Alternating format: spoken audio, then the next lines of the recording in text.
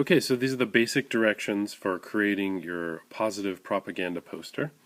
Here's an example here. Here you can see it's using one of the techniques, bandwagon. Grizzly wants you, so you to join in. A little bit of testimonial here, and we'll look at the handout and see what that's all about. And then I put the web link there too, just to complete the advertisement. So what propaganda does is it sells an idea or a product. In this case, we're selling the idea that Grizzly Youth Academy wants you to join. So your task is actually going to be, and you have the handout, is to create a positive propaganda poster. And right here it says propaganda is the spreading of particular ideas or principles by an organization or movement. So just like we learned in our English classes, advertisers use propaganda to convince others to believe or do something. And propaganda uses these several techniques. So glittering generality uses words like better or new to sell the idea. It's very general terms. It doesn't get specific. Testimonial uses well-known people or people that you should trust. Let's say like a doctor or a scientist, someone like that. And then bandwagon technique tells you to do something because other people are doing it too. And if I scroll down here, we can look at the directions for creating this. It says create a positive propaganda poster to motivate or entice a person to join Grizzly Youth Academy. Now, these aren't necessarily going to be used to actually advertise Grizzly, but you never know, they could be. So what you want to do is your image or photo must incorporate one or more characteristics listed below.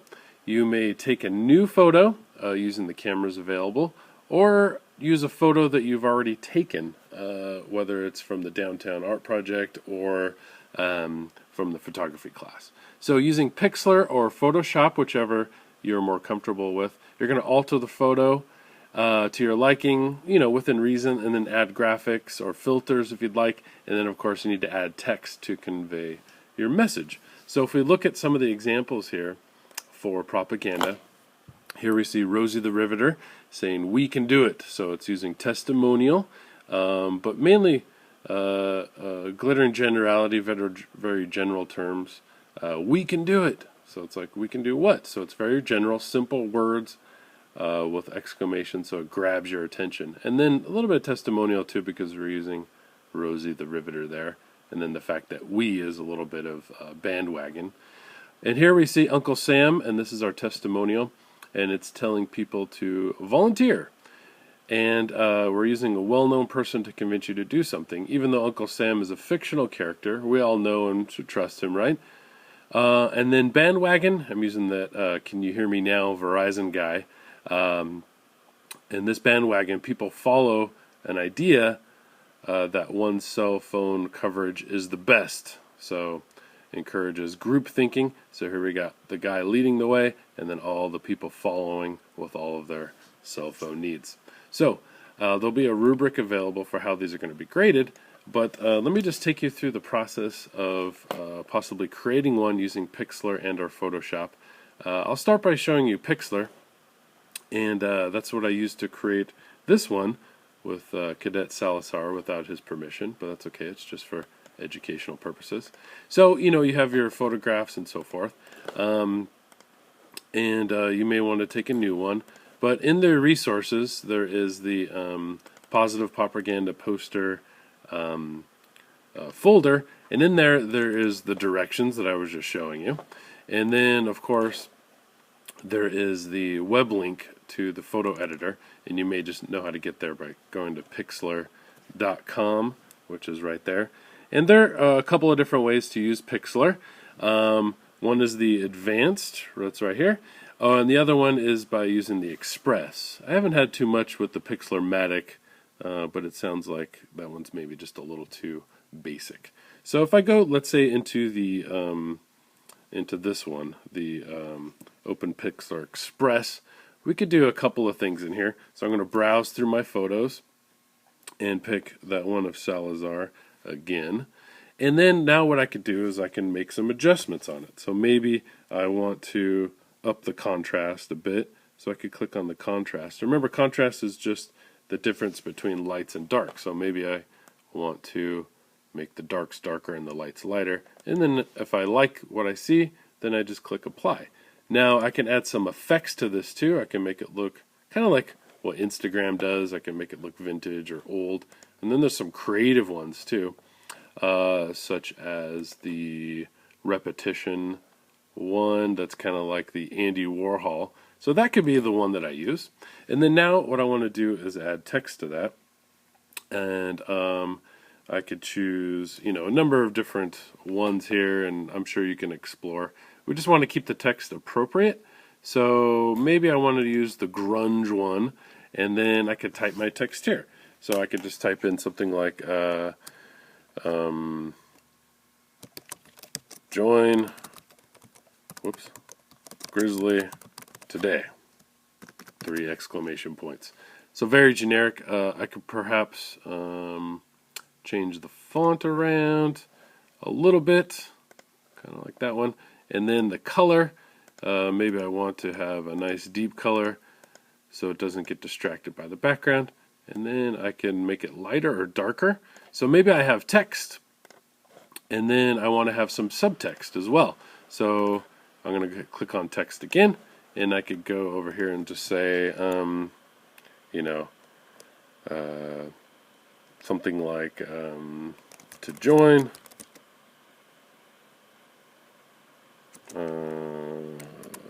go to, and I'll put the web address there, which I believe is right here.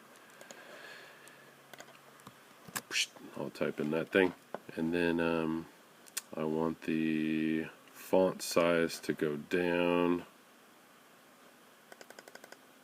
so maybe I'll use a Roman font, and then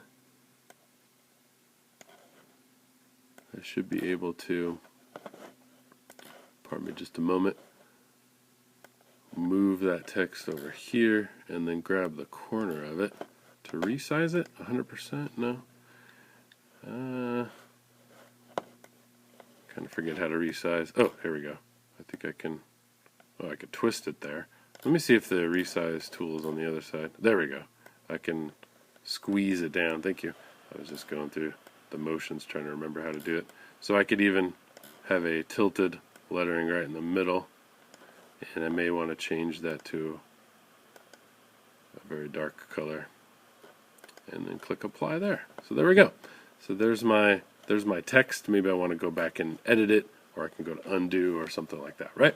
So once you get the text just the way you want it, then you can save your thing, your project. And what I'll do is I'll save it first into your documents, right? Full quality. Just save it right into your documents, and then later, I don't want to replace the original, so I'll give it a new file name. But when you go to turn it in, of course, what you want to do is, I'm just going to close this, escape out of there. What you want to do is save it into the student box, wherever your teacher tells you to do. For my class, it's under the Fine Arts, and then right here it says Positive Propaganda Poster, and you just save it right into there. The other way to do it is in Photoshop, and some of you guys are familiar with using Photoshop, so I can just trust that you'll do that on your own. But you get to Photoshop slightly differently than I do. Photoshop 7.0. But you could do the same sort of filters, adding text. It works in layers, so if I open my Photoshop, which should be in your Start menu, and I just go to Open, and then I could choose the photo that I wanted to manipulate there. So there's my photograph that I wanted to use, and then I can add some filters to that. Maybe I want to do an artistic fresco type look to it, and then maybe I want to adjust the color balance, make it a little bit more red, a little more magenta there, and then maybe I'll adjust the brightness and make it a little brighter, so then I could add text. So just hit the little T there, and we can help you through the process of all these. So I'm just going to join let's say today, and of course I want to change that font. Comic Sans is not a very good font for a poster that you want to be taken seriously. And then I'll make it strong, bold, and then of course I'll change the color to a nice deep red perhaps. So, you know, I wouldn't have this be my finished product, but it's a start, right? I could choose a spot for that to go in. I could even resize that later. There's a tool called Free Transform. If you just go to Edit Free Transform or Control T, you can change that around. And then I could put the, you know, the websites down here, perhaps, if I wanted to, if I wanted that to be included. The website address isn't necessary, but I think it's kind of a cool addition to it. Let me select all and change that font size to 12. There we go. And again, when you create something in Photoshop, you need to make sure you save it as a JPEG. So it wants to save as a Photoshop document.